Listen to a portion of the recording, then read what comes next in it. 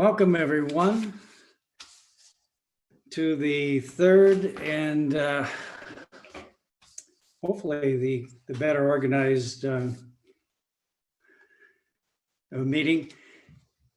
For some reason, while the music was playing, I got kicked out of Zoom. And I can't explain why, but here I am, and was able to get back in. So excuse me for a moment while I get my bearings.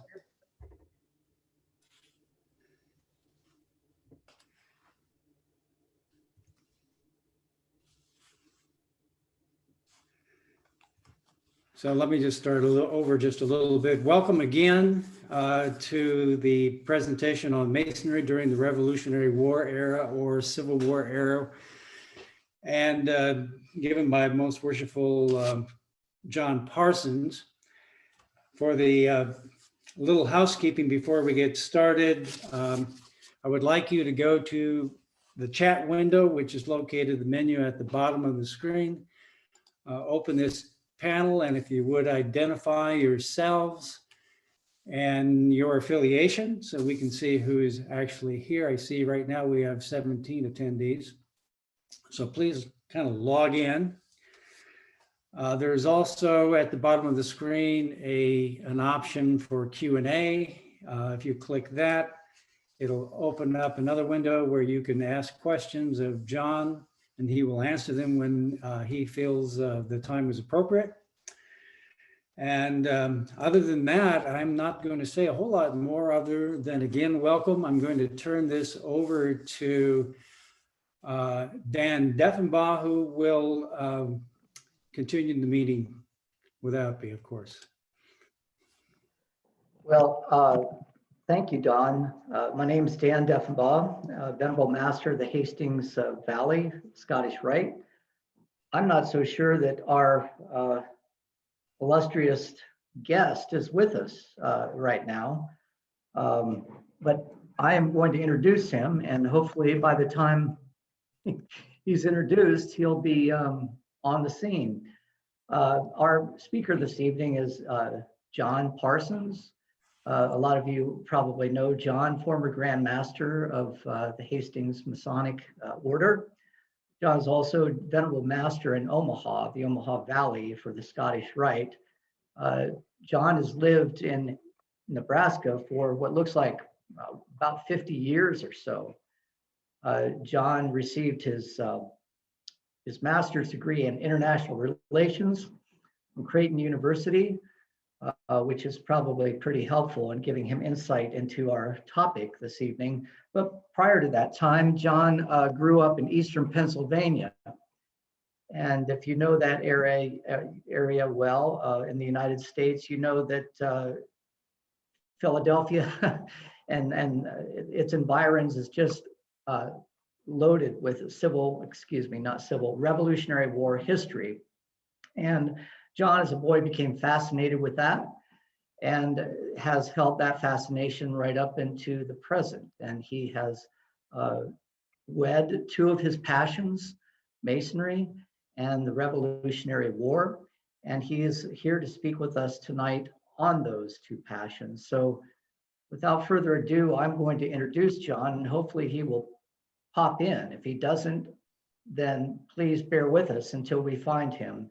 We were cut off a little early and not sure just where he might be right now. So let me give you. Dan, just a moment. I don't see him in the participant list, and so I'm going to ask you to do one thing. I can't reach him by phone. He's probably taking a little time to get connected again. Hopefully Okay. he knows he's been disconnected, but would you preview the presentation that's coming up next month? Sure.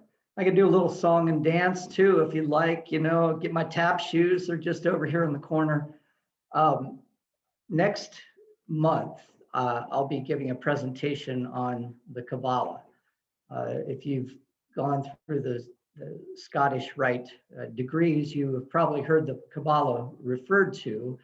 If the Morals and Dogma makes reference to the Kabbalah, it's an ancient Jewish text that is has rather ambiguous origins, not really sure.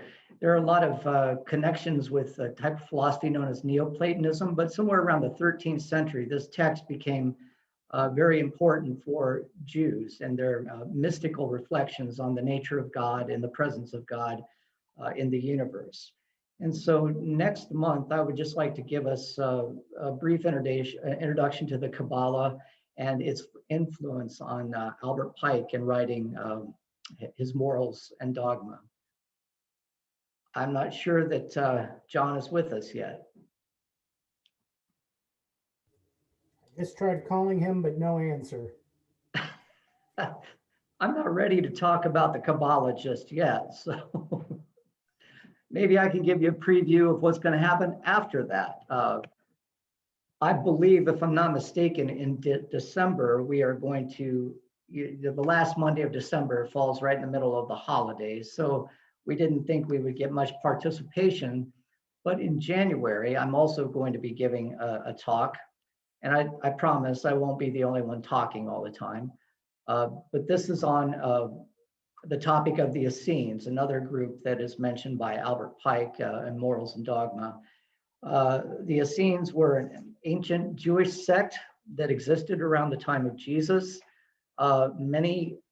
Pike gives the impression that John the Baptist was an Essene. I want to talk a little bit about the historical probability of that. I'll spoil it for you and say John the Baptist probably was not an Essene, and for various reasons I will talk about. But the Essenes were certainly mysterious and important in the first century in Palestine. You may know them as those who, if they did not write, at least used a group of texts known as the Dead Sea Scrolls that were discovered in Palestine, in Israel, around 1947. And since that time, the whole world of biblical scholarship has just opened up, not least for the reasons because of some of the political intrigue that's gone around that. The Vatican wants access to the Dead Sea Scrolls. The people of Israel, the government of Israel. But the scrolls have, for the past 10 or 15 years, have been translated and are available to us. And we are getting great insights into what the people who wrote and followed these scrolls must have been like. So when we look at the Essenes in January, we'll look at how Pike had commentary and made comments about their relationship to John the Baptist, where they appear in the 18th degree and elsewhere, 17th and 18th degree and elsewhere, 16th and 17th degree. Now I'm getting confused. And also just get a little bit of historical insight into who they were. And March is open, or February and March are open. So those of you who are listening, all 24 of you, if you have something you would like to offer, please let us know. So, we don't have the same people talking all the time. There's Don. Well, I can't help you there, Dan. I don't even have any good jokes. So, but it doesn't. Mike has been trying to reach John. I've tried to reach John, and he is probably not quite as computer friendly, or computers aren't as friendly to him as it is to some of us. I do not do a soft shoe. I don't know the good jokes, and I'm going to have to probably say we're just going to have to cancel this out and move this presentation back a month. I don't know exactly what happened, but just before the meetings, about when the music was still playing, I got kicked out entirely. Right, we did too. I did too. Yeah, and I've never seen that happen before. So unless somebody has a better idea, Micah, turn your mic on. Bruce, I see your mic is is muted. If you want to turn yours on, anybody want to comment as to what we do next? Otherwise, I'm just going to call this a swing and a miss, and we will try to do this again next month. Micah? This is Bruce. I don't have any suggestions. There we go. John is There we here. go. Hey, there John he is is. here. Hey, there he is. Yeah. All of a Just- sudden, everything just went off here. Yeah, I Okay. did here too. Okay. Thanks. You're on, John. All right.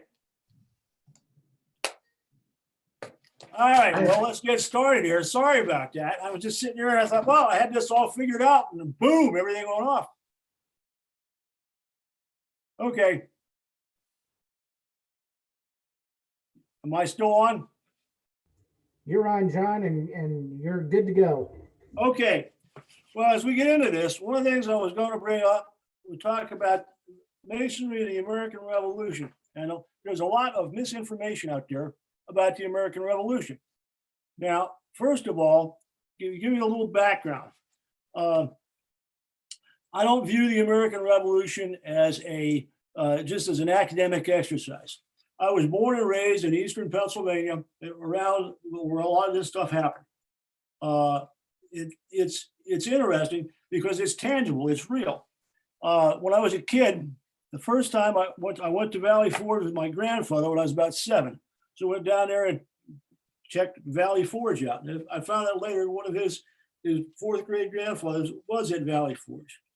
My hometown, Catasauqua, Pennsylvania, is a home of the sign of the Declaration of Independence. It's one of the few homes that are still left standing. So I grew up with that.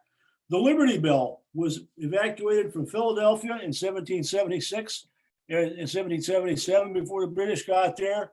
And it was stored in a church in Allentown, was about 6 miles away. So I was familiar with all that stuff. Like I say, it was not just academic, it's real. You go by some of the farms, there's old family farms up there, and I had family members that were in the revolution that are buried there. And you can reach out. Everything is tangible. So that makes a big difference. Now, as you get into the American Revolution, we talk about most people today. Some people don't even. I was reading just recently that most people don't even know when it occurred. But it was, and there's also another thing that says it was a war between two countries, the U.S. and Great Britain, and that is not the case. It was a civil war. Now, and there were Masons on both sides. People talk about there being all the patriots were Masons, or all Masons were patriots. That's not the case. There were Masons on both sides. Now,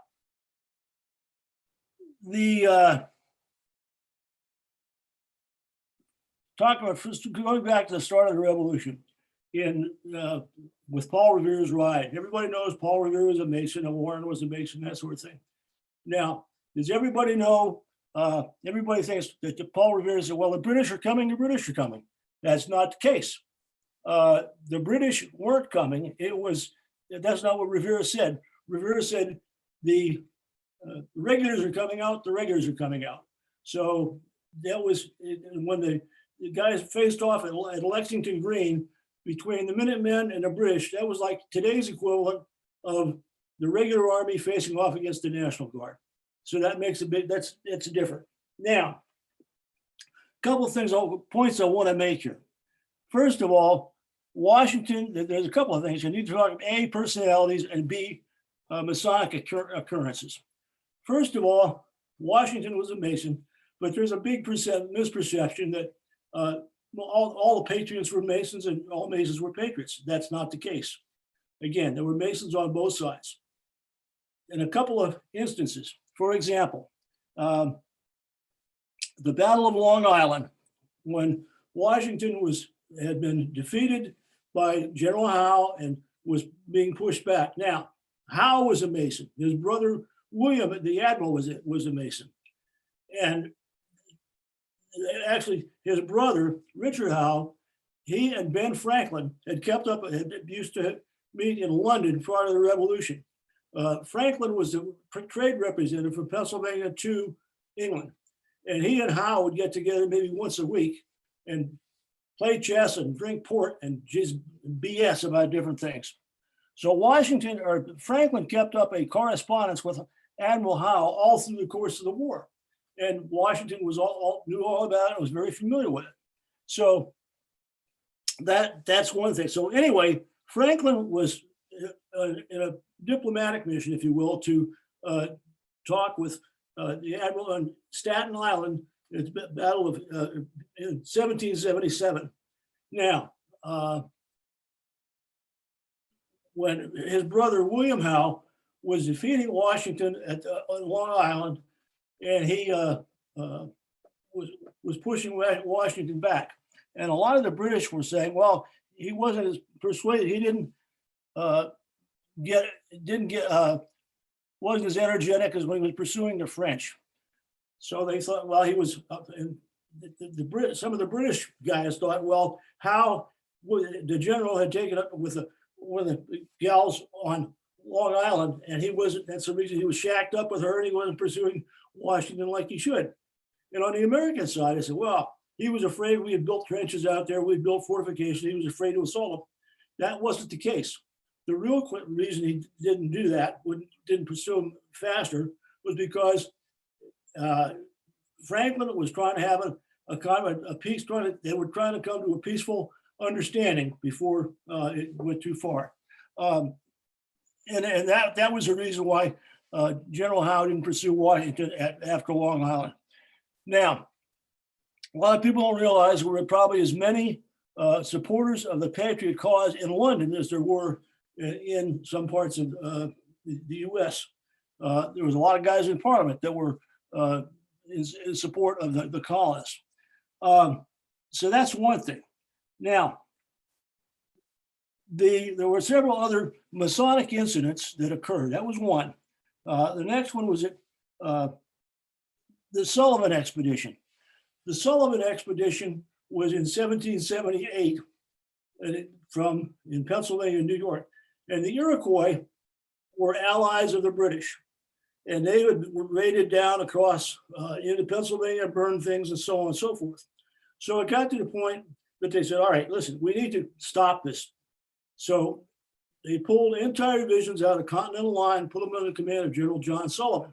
And then they went up through New York State.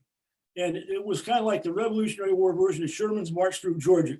The Iroquois were very civilized, if you will. They had apples, they had orchards and cornfields and longhouses that they lived in. Anyway, the Sullivan Expedition went up and they burned everything down and forced the Iroquois to flee. Now, the thing that happened, that one of the Iroquois leaders was Joseph Brandt, whose Iroquois name was Danandaga. And he had been spent time in England. He'd been baptized in the Church of England, and he'd also joined lodge in England.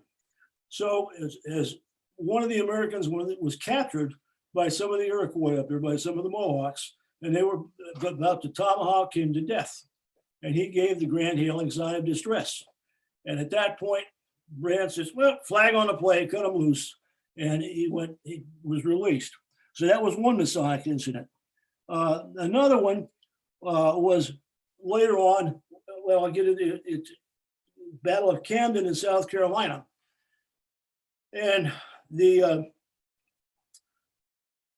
one of the Americans was General, it was DeKalb. Let me digress here for a minute.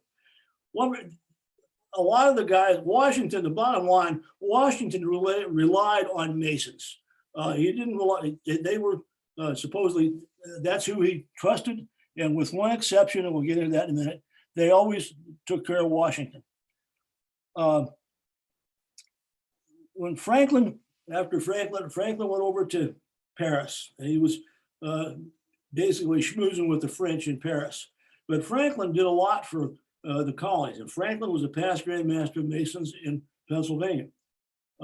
Franklin joined a lodge in France, and he met a lot of the French guys over there and got them to come to help out the Americans. Lafayette, von Steuben was another one, and there was numerous ones that Franklin sent to America. Now, one of the ones that he sent to America was a guy named DeKalb, and DeKalb had been was in the French army over there. He was actually a German national. He was in the French army, and he was very good. Now, after DeKalb wound up in South Carolina, General Horatio Gates, who was supposedly the victor he took credit for the victory at Saratoga. Gates was not a Mason, and he was not a friend of Washington. He tried to unseat Washington, if you will. He thought that he ought to be in charge of this stuff.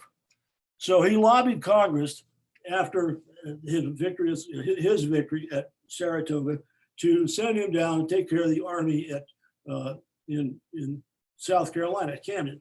Well, anyway, he went down there. He took over the army in South Carolina, and he was pursued by General Cornwallis. Cornwallis attacked him at Camden. Well, Gates just ran. He just took off and ran, and the only thing that saved most of his army, the militia, was a group of Maryland Continentals under the command of General DeKalb, performed a rearguard action and stopped him. DeKalb was killed in this rearguard action. The next day, they had a Masonic funeral service for him, conducted by General Cornwallis. And Cornwallis's brother was the Grand Master of the Grand Lodge of Ireland. So he basically, DeKalb sacrificed himself, but most of the Americans got away. So that was another Masonic incident. And the last one I want to bring up, the last Masonic incident, was at the Battle of Yorktown. After the Americans escaped and they got into, the British wound up being holed up at Yorktown. And the Americans laid siege to Yorktown.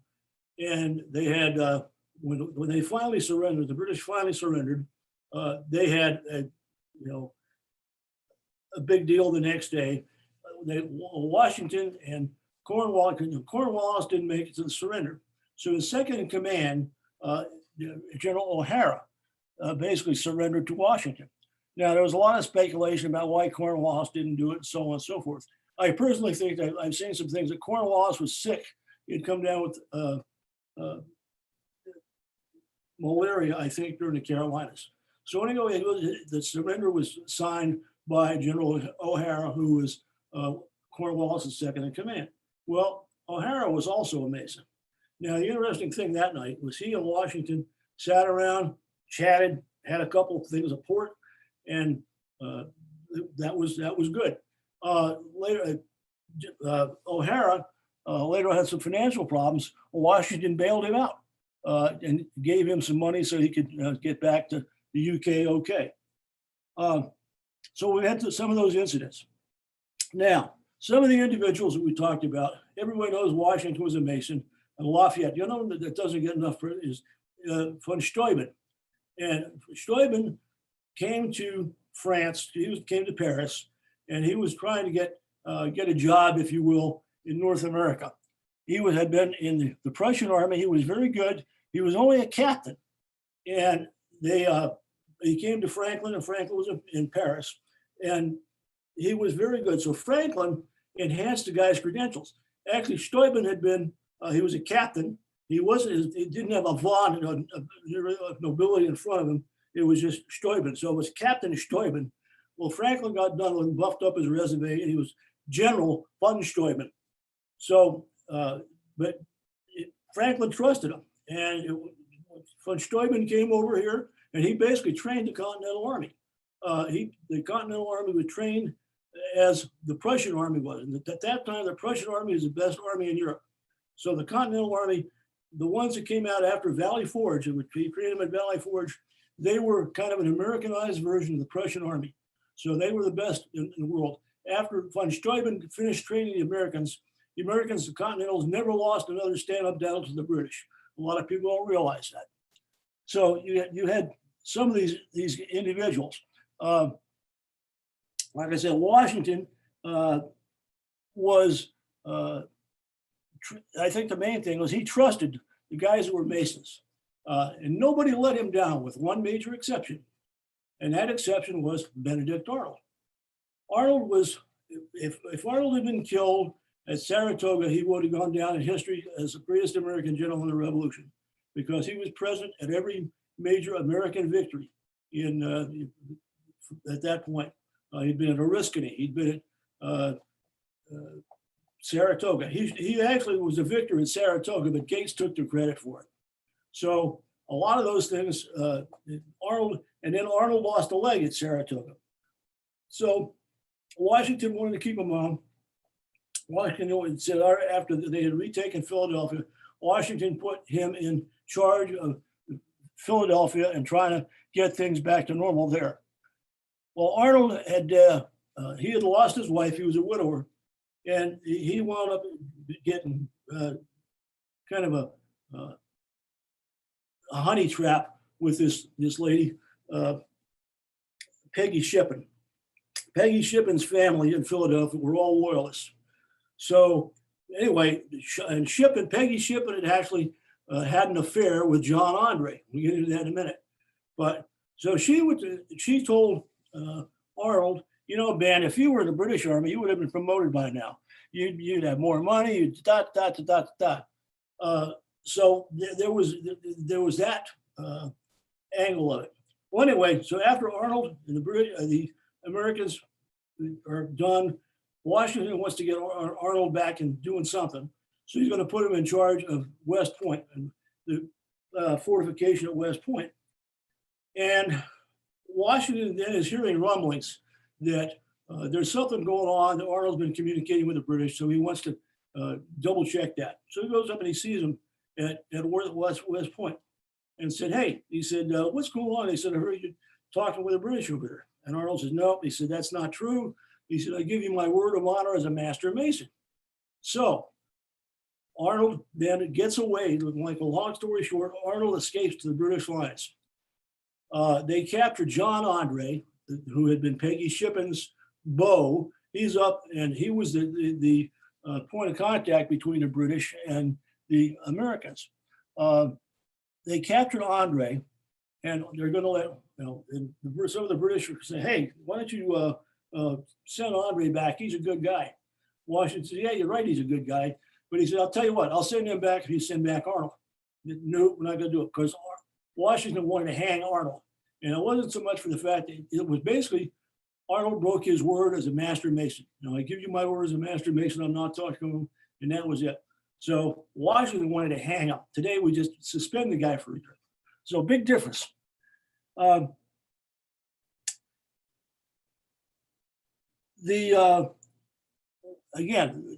the main thing with Washington is Washington trusted all the Masons, and with the exception of Arnold, everybody came through with that.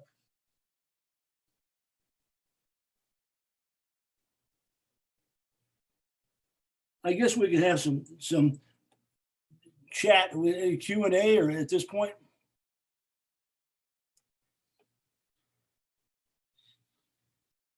Anybody have any questions?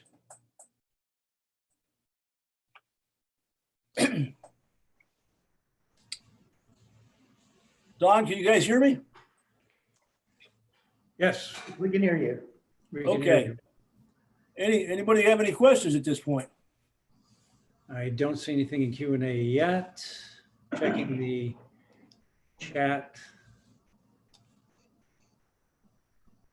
Okay, we have a question for you, John. Okay. Was Alexander Hamilton a Mason? Yes, he was a Mason. That's true. What else we got?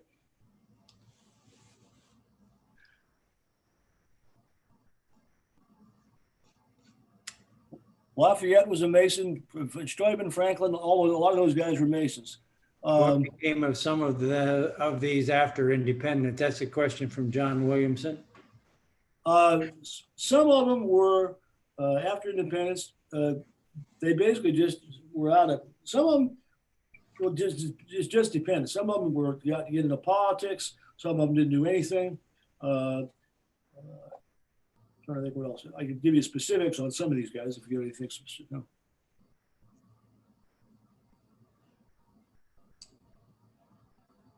a couple of other folks that were in there, like I said, Franklin, and then you had a lot of people that nobody heard of that were General Muellenberg. Muellenberg was a Mason. Sullivan was a Mason.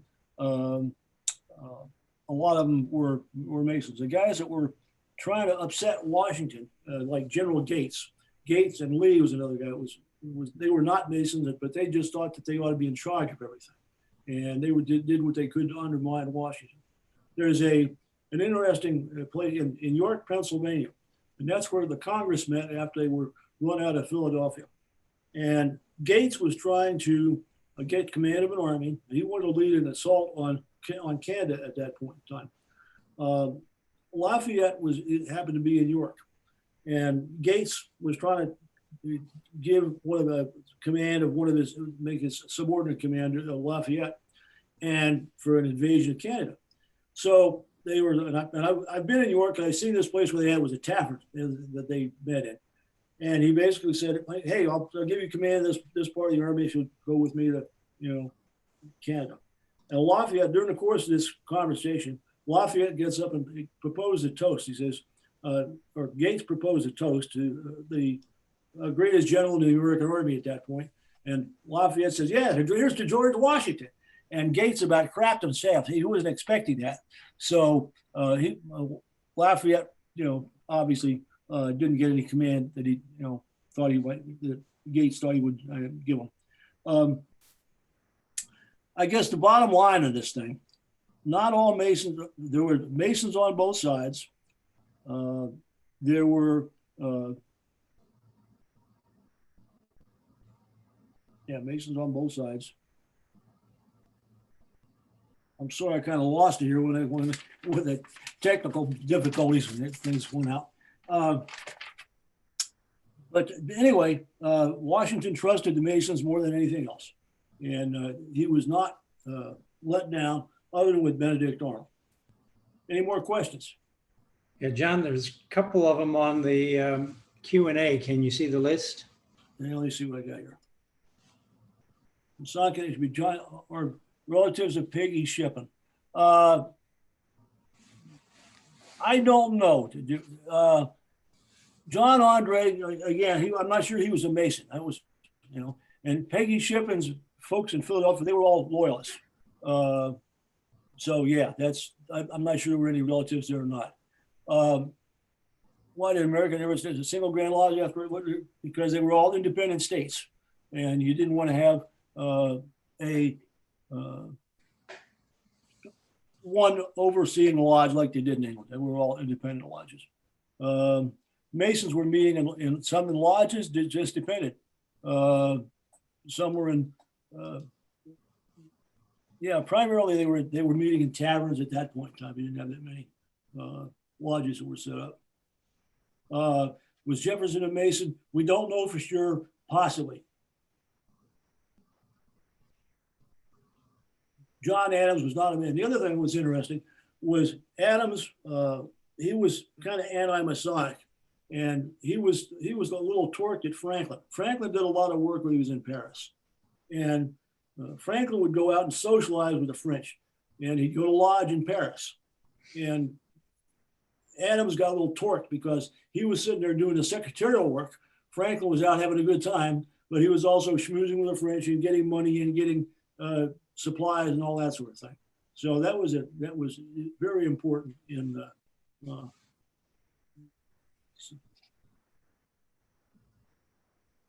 still there? Don, I lost you.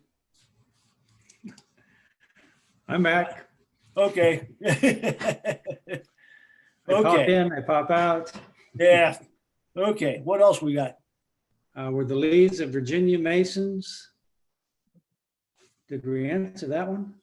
Which one? No. The Lees of Virginia, were they Masons? One Lee, he was. He was a cavalry commander. He was a Mason. Yep. Okay, Martin Miller asked, I know Washington sided with Hamilton in disputes between the two.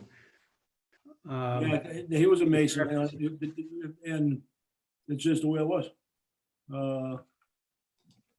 True. We all know that Jefferson was a Mason. We got a question from Armel saying, John, you discussed the generals and their involvement. What about the folks who are below the general rank, and how did they interact in the military and the fraternity? Well, there were a lot of guys below that were some of the colonels and so on. They had traveling lodges to some degree. It was well organized, but there were a lot of Masons in the ranks. I'll give you a good example. John Muellenberg was a brigadier general in the Continental Army. He was a pastor in Virginia, and he came out in church one morning and said, "Okay, there's a time to, John." Anyway, make a long story short, he recruited guys from his congregation to enlist in the Army. So we had a lot of guys that were. We didn't have any military lodges back then, like they did later, but there were a lot of guys that were Masons. There's nothing specific. You have to dig around to find if a guy was a member of a particular lodge. There's no good records on a lot of that stuff. The thing I want you to go away with, number one, the American Revolution was a civil war. There were Masons on both sides. Washington trusted Masons, and that was just what it was. You look at, Benjamin Franklin, for example, and this talks about Masons on both sides. His son was master of a lodge in New Jersey, but his son was also a loyalist. And after the war, he went back to England. So that obviously torqued off Franklin, but that was it. So they're, again, Masons on both sides. Any more comments, questions? Sorry, this thing has been so screwed up. I'm sitting here trying to get through it. And I'm sorry it hasn't been better. Well, John, thank you very much for your presentation. We still have time for a couple questions while I basically, I was going to have Dan preview his presentation on the Kabbalah, but he's already done that. He filled in for you, John. Okay. When we lost it. I don't know what happened there. Well, you weren't the only one. There were a number of people, both the panelists and the participants, who got kicked off. Okay. Don, among the participants, Martin Miller had his hand up. I don't know if he was able to get in the question that he wanted to. Martin Miller? On the Martin, if you have a Q&A. question. He says, yes, he did. Okay, good. Thank you. All right, I'll put your hand down then. Thanks. Anybody else? Talk about the rumors that because the Howes were Masons, they dragged their feet on pursuing the war with America. Oh, okay. Well, one of the things I brought up was the Battle of Long Island, and it maybe got a little bit distorted. But the Howe brothers were both Masons. They were very, very much in favor of, I don't want to say American independence, but they were. And like I said, Franklin had a relationship with Admiral Howe prior to the Revolution. Frank was over there as a trade representative from Pennsylvania. And he and Howe would get together, Admiral Howe would get together once a week, drink port and play chess. And so, yeah, that was, the general was not, he didn't pursue Washington with all the vigor he could, because he was waiting on, hopefully, that there would be a peace treaty between Franklin was meeting with the admiral on Staten Island. So that was what happened. Of course, they said, no, we can't get together, and that's it. Is that okay? Does that get you? Thank you. Anybody else? I'm sorry, it's been a little bit disconnected. So. Okay, I think we're going to put a plug in it now for the time being. And since Dan has already previewed the Kabbalah, about the only thing left for me to do is thank John, thank Dan, thank Micah for helping to pull things together. And remember, 30th of November, all about the Kabbalah. It's one of the most probably least understood Scottish Rite topics. So I think it's worth tuning in. So with that, I wish you all a good evening. Thank you for dialing in twice in some cases. Have a great evening, all. Okay, thanks. If any of you guys have any questions, just send me an email. That'll work too. And we will post the video on our Vimeo, on the Grand Lodge Vimeo page within the next day or two for those who missed it. Okay, Mike. Okay.